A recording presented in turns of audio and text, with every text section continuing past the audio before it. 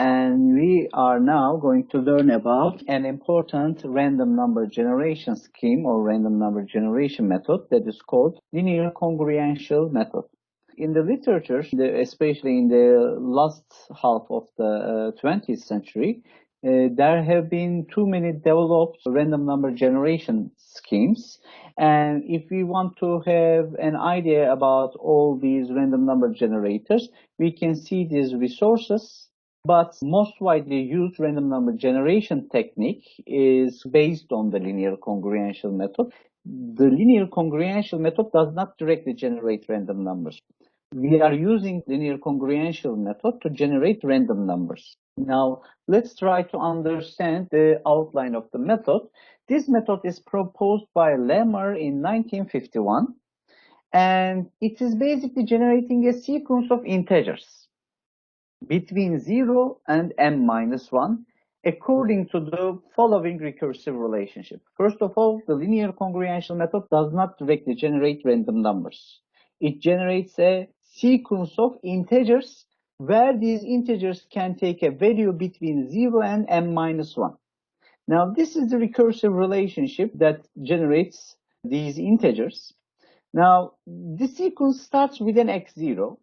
x0 is the first integer in the sequence, and it is called the seed.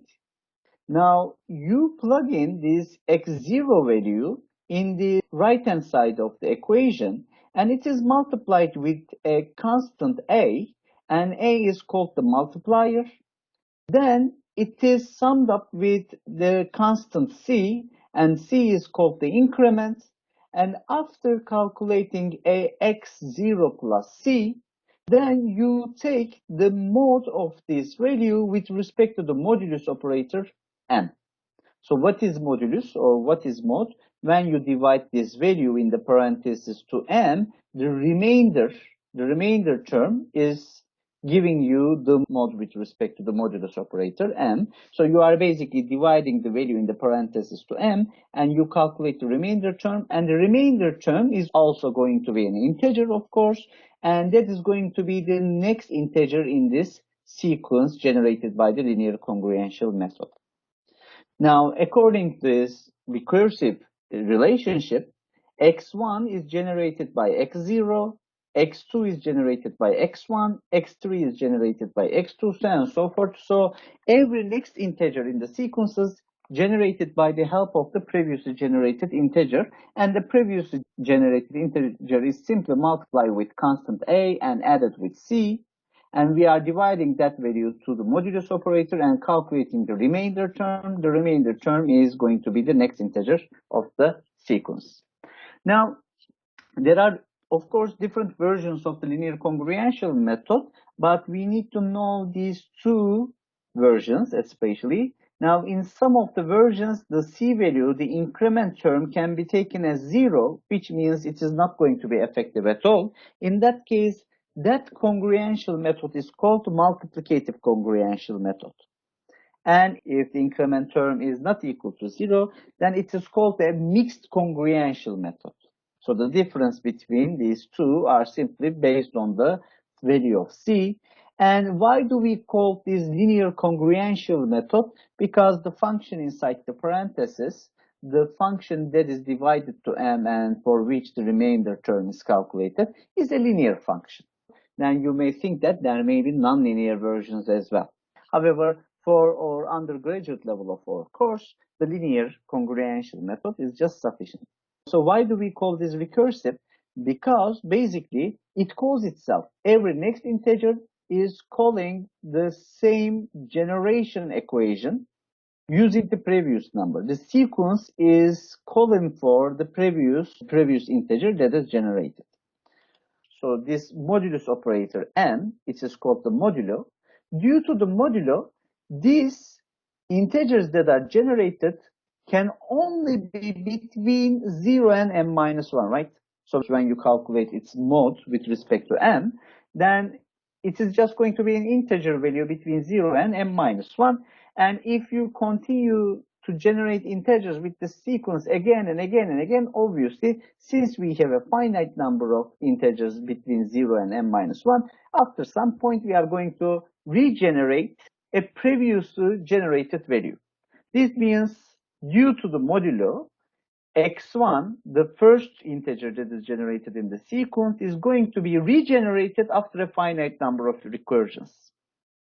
And that finite number of recursions is called the cycle length, or the period of the sequence. Now, for a sequence, the cycle length is the number of generations until x1 is generated again.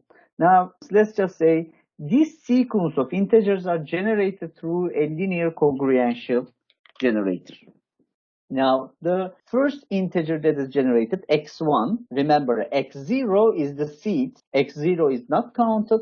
We start from x1, x1 is 5, then 13, 21, 10, 2, 14, then we observe 5 again. Now, x1 is regenerated again x7, and when it is generated at x7, after x7, the previously generated 6 integers are regenerated again and regenerated again. So it is just going to continue like this. So the cycle length of the sequence is 6. Now, you see, in this linear congruential method, we are free to choose any seed, x0, any multiplier a, any increment c, and any modulo m. And of course, by different choices of these parameters, by different choices of these values, the cycle length of the integer sequence may change.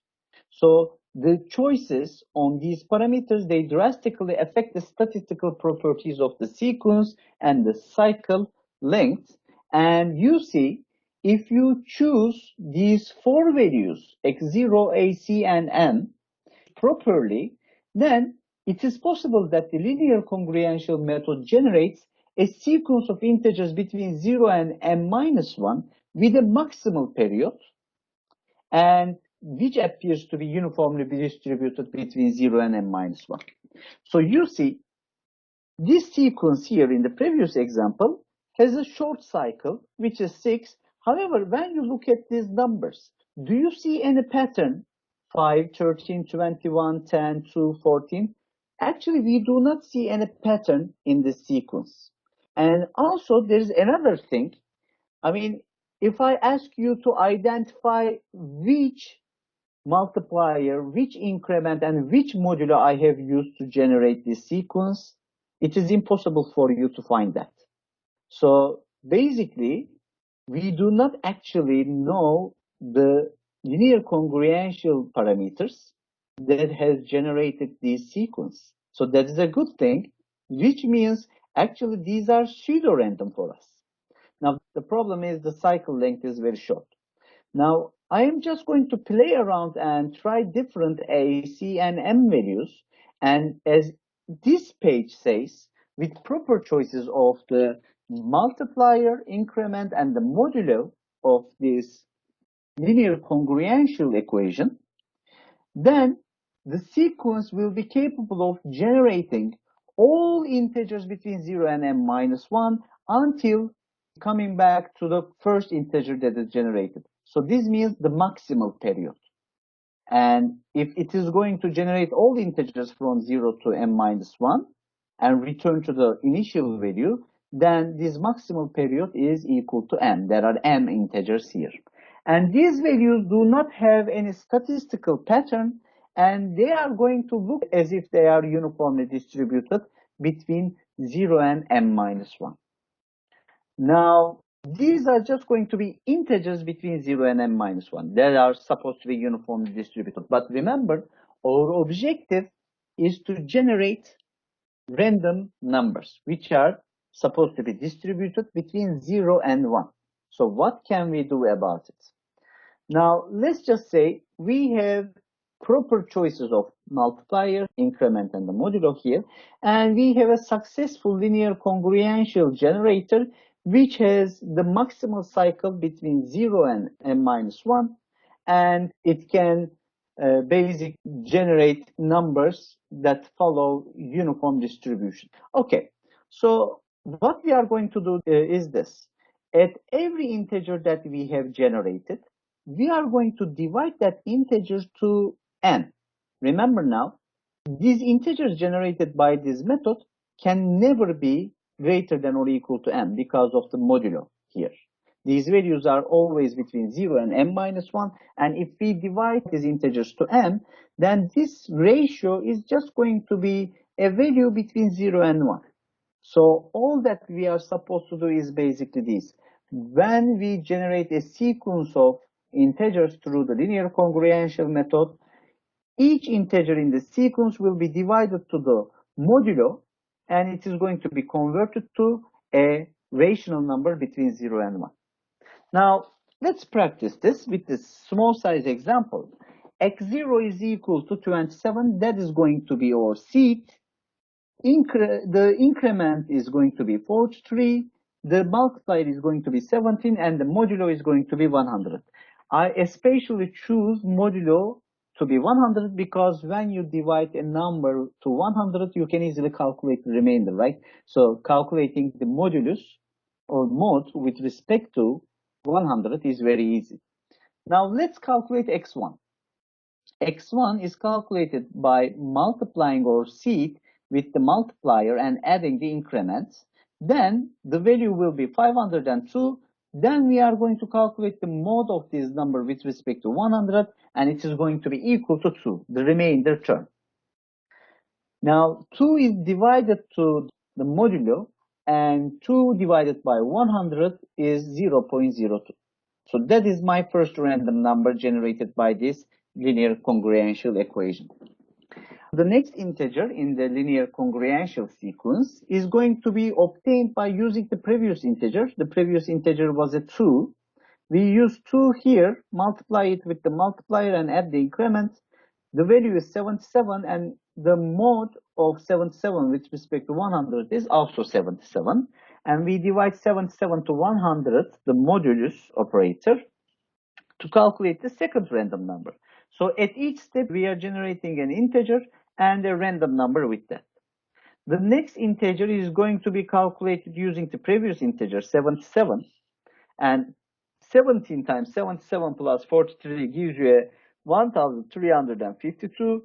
Calculating the mod with respect to 100, you get a 52. 52 divided by 100 gives you the random number, the third random number in the sequence. The fourth integer is calculated by multiplying the third integer, 52, with the multiplier, add the increment, and divide it to 100. 927 divided by 100 gives you the remainder 27. And you divide 27 to the modulo, and you get 0.27 as the next random number. And the fifth integer is the fourth integer multiplied with the multiplier, added the increment. Then we calculate the mod of this value with respect to 100, and that is again equal to 2. Okay, so you see the first integer in the sequence is regenerated again at the fifth. So the cycle length of this sequence is 4. Okay, and the random number, fifth random number, is 0.02. Now, actually, can we call these really pseudo-random numbers? Remember, these do not conform to the properties that we have expected. For example, they do not have a high resolution. We can only see 2 digits after the decimal point. And also, another thing is the different possible values in this sequence are just 4. Okay, so these values are discretized. They are not continuous. Now, the question here is this. How can we increase the cycle length? So the seed is not very important actually, but how can we play around with the multiplier, increment, and the modulo so we can increase the cycle length? And actually in the literature, there's an answer to that.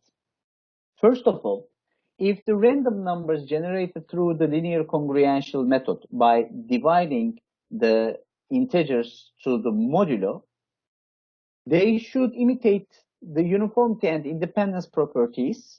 And for that, the linear congruential sequence must have 2 properties.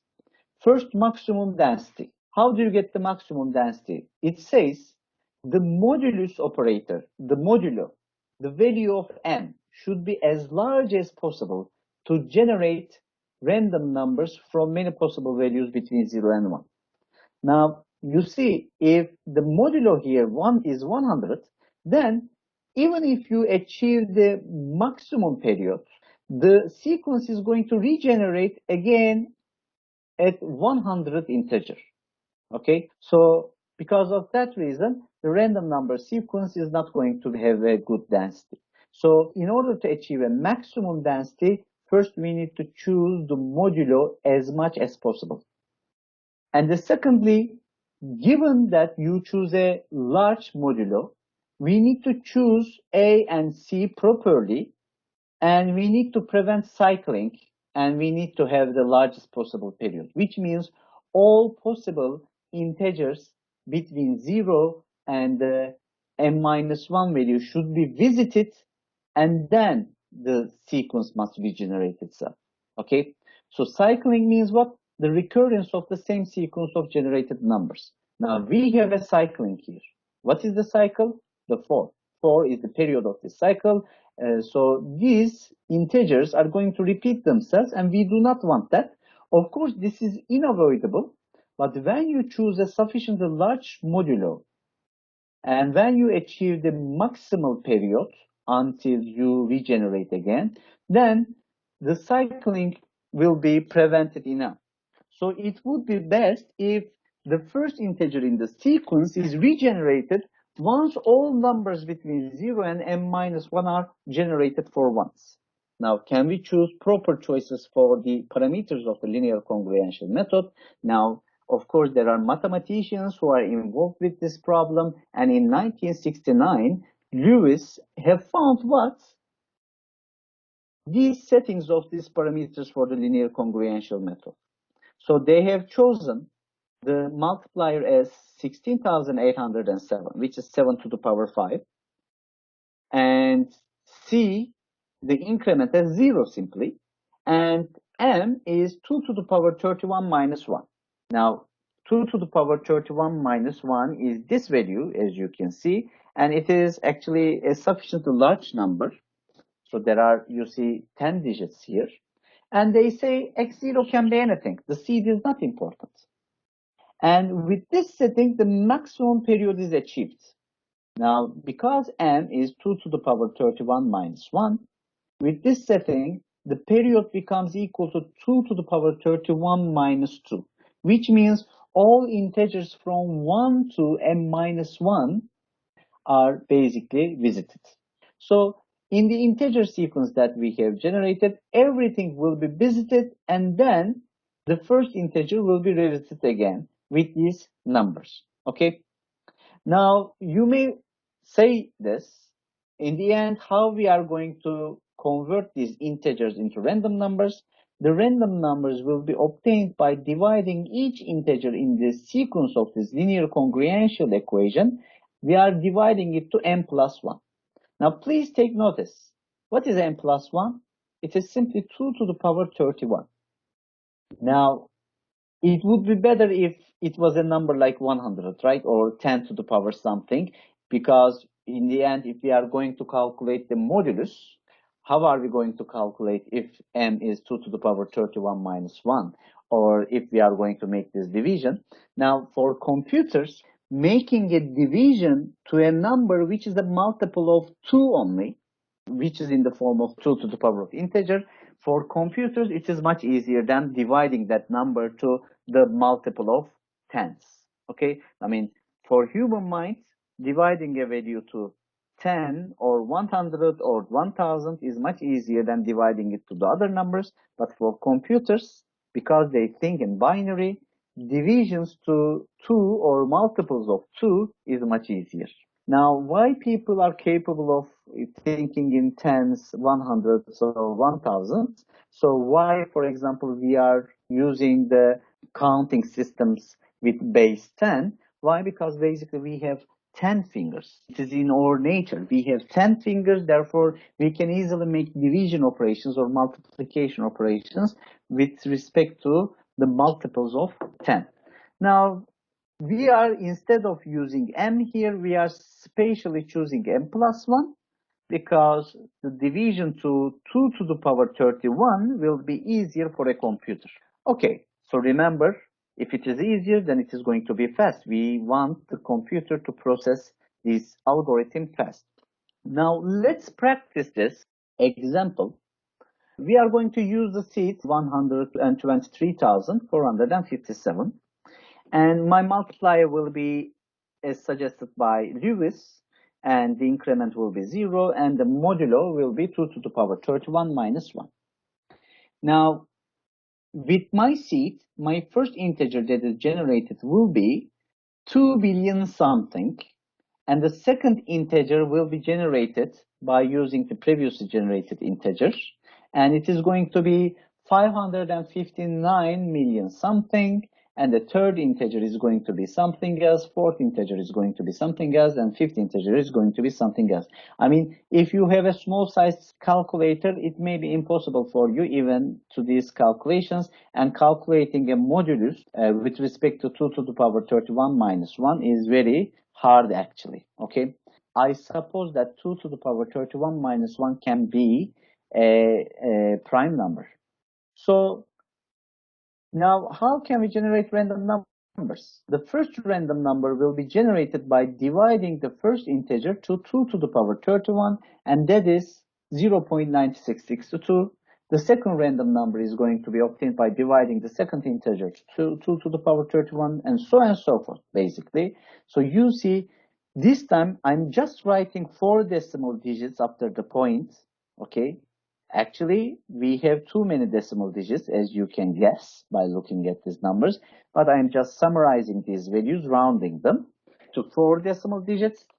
And what is the period of this sequence? It is 2 billion something. So it is basically generating all possible integers one by one and repeating the integer sequence to the beginning.